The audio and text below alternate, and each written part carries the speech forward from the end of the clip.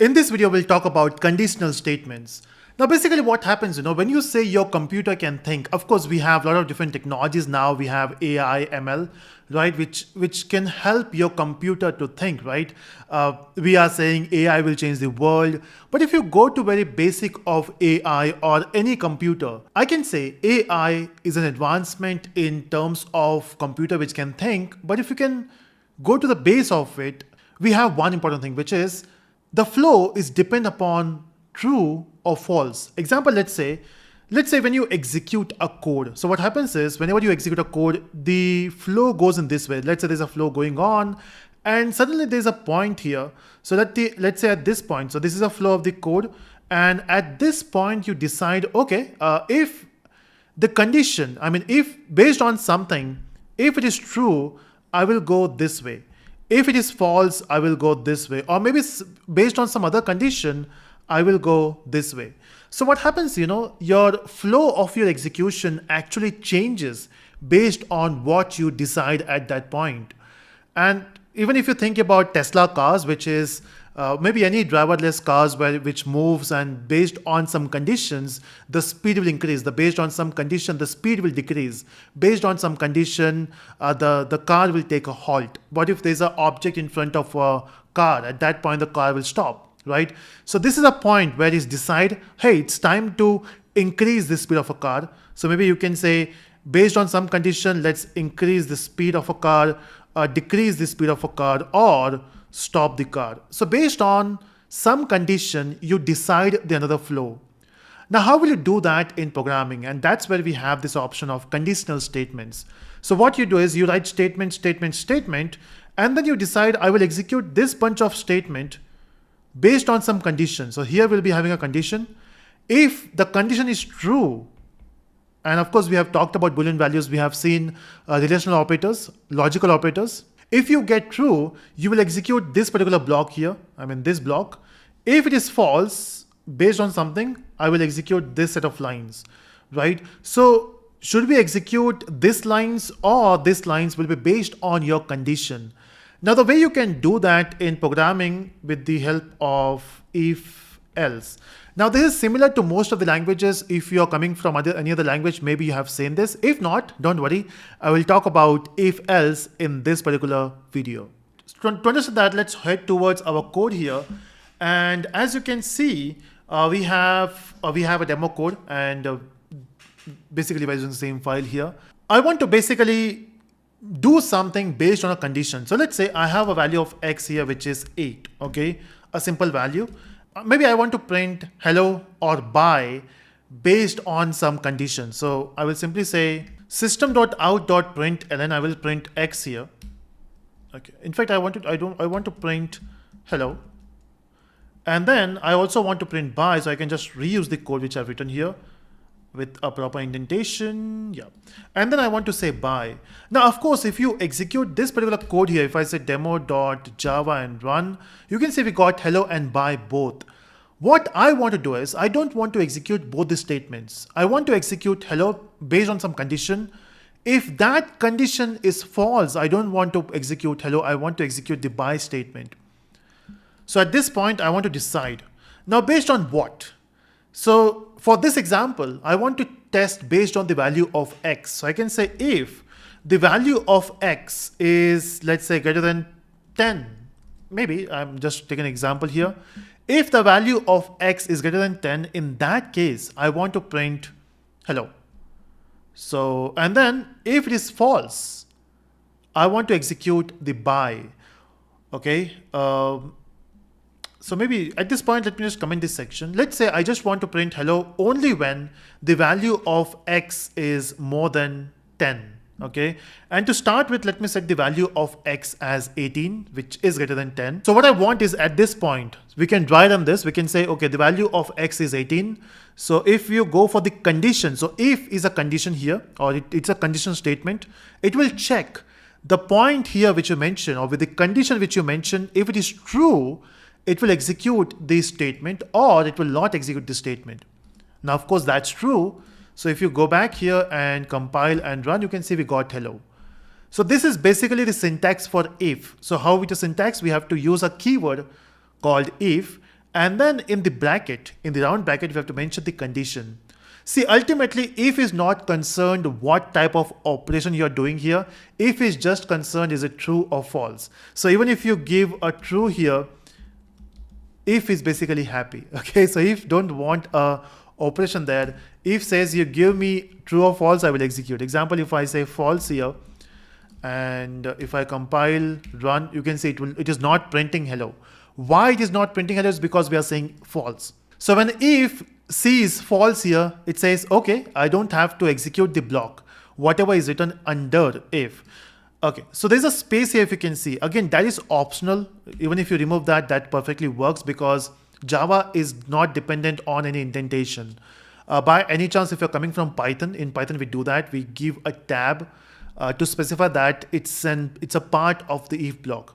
In Java, we don't do that. Okay, I could have simply used a meme from Avengers. You know, it says we don't do that here. Okay, anyway, so you can see we got false and we are printing hello. That perfectly works. I mean, of course, it is not working because we got false. But if you make it true, it will surely execute, compile, run, and you can see we got hello, right? Now, what if I just want to go back to my condition? The value of x should be greater than 10. And for this as well, of course, we want the value to be true and it should print hello and it's working. But what if the value of x is not 18, it's 8, which is false, right? 8 is not greater than 10. So it will give you false and that's where you will not see hello. And you can see we don't have hello. Okay, so that's how you can use if. Of course, you can put multiple conditions here. If you remember, we have talked about logical operators. So we can say the value of x should be greater than 10 and I want one more operator. And so I want two conditions basically. And I want x to be less than 20. So I want the value to be in between 11 to 20. I want 20 to be included. So I will say equal to. So the range now, okay, we can also comment something in programming with the help of double slash, which will not be read by the programming or the compiler. So the value, accepted value for x now is from 11 to 20. Because we are saying greater than 10, which is the value above 10, which is 11, and less than equal to 20, which is including 20. Okay, and now I'm saying and here, and let's make it 18 again. So if you can see, it will surely work, and we got hello, right? So we can basically put multiple conditions. But what if the value of x is 8, or maybe I can say 28, which is not less than 20?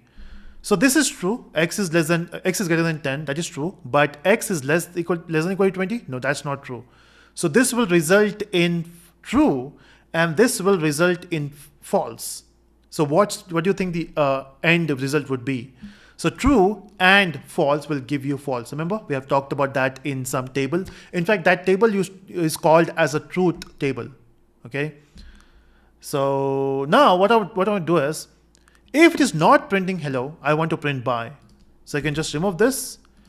And if I compile this code and if I run this code, you can see we got bye. Hello, I mean the hello is not there because the condition is false. But what if I make it 18 now? Of course, that's true. So what I want to do is I just want to print hello. I don't want to print bye, because if you run this code and if you see the output, we got hello and bye both. We don't want a bye in this case. So what you can do is, if you want either this or this, you can use one more thing here, one more keyword which is called else. So normally if else works together. You can also write if alone, or you can say if else. Okay. So there's a compulsion to have if when you want to use else. Okay. Else cannot be alone.